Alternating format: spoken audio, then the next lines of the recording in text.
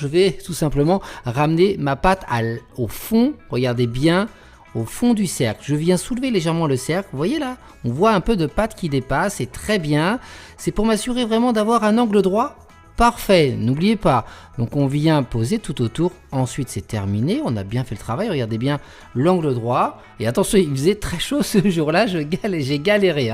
Ensuite on donne un coup de rouleau, voilà, va-et-vient, on enlève l'excédent, on garde la pâte pour autre chose. Et regardez après, je fais le fonçage avec mon pouce, que je peux légèrement fariner, je viens tout simplement tasser le rebord de ma pâte pour avoir quelque chose de parfaitement homogène. Et ensuite, il y a encore une étape, c'est de découper ce qui dépasse avec un couteau d'office, tout simplement. Mais on peut même garder la pâte à cet état, tout dépend ce que vous souhaitez. Si jamais vous avez opté pour ébarber la tarte, le contour, je vous recommande de laisser votre pâte une fois foncée au frais pendant à peu près 10 minutes. Ici, je vais piquer le fond de tarte, ça permet à la pâte